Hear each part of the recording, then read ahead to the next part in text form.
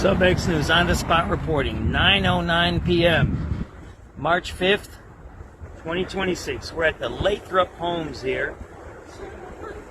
These are Chicago-owned apartments.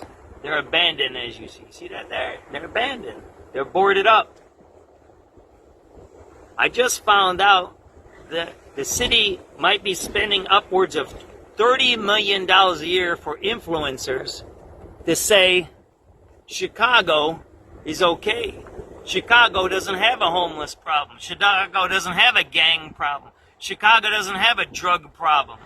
Oh, by the way, but Chicago has a housing shortage problem. That's what the mayor keeps saying. He gives special contracts to the north side, like Uptown, Edgewater, Logan Square. There you go. This is Lathrop Homes, Diversey and Damen on the north side, right on the river. It's very, very sought after land. It's on the river. See all these apartments empty? Look at that. So think about this. Oh, by the way, I hear that the CHA might have $1 billion in reserves, meaning that they have cash on reserves. And we own these buildings. They're not like we have to pay for them. We don't have to pay taxes on them because they're city-owned, so you don't pay taxes on them. But yet we paid influencers to lie about the city that everything's okay. But yet we could have took that $20 to $30 million. We could have made a deal with all the building trades, because there's every building trade is in these buildings. There's plumbing, there's heating, there's roofing, there's glazing, there's plastering, there's carpentry, there's appliance repair, there's everything here. We could have made a deal with the unions. We could have paid the union people, right?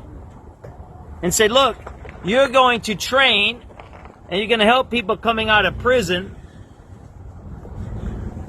to help fix these apartments. The person who helps fix the apartments, their payment's going to be getting an apartment and learning a trade, and maybe you give them a little wage too. See, this is both sides of the street here are abandoned. See that there? It's abandoned here. Look at that. We own all of this land. We own all of these buildings. Lathrop Homes. So we could have made a deal with all the building trades to come here and train people, give them a skill. While you're building it and fixing it, you get an apartment. There's kitchens and stuff in there. We could have made a communal kitchen, and people could have worked together.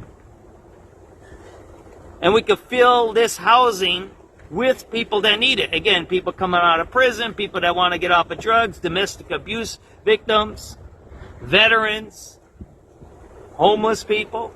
We can even segregate them if they have some issues they still need to be taken care of. We can hire social workers. Imagine what $20 to $30 million of influencer money we could use for. Again, two sides of the street here.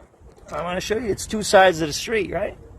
So we spend money on influencers who lie about the city and say everything's good, when here it is, March 5th, 2026, 9:12 p.m. evening on a Thursday, and you see abandoned buildings that are owned by the city. And then you'll go to the north side where it's crowded, and you see them building high-rises and getting special tips and special deals and special contracts.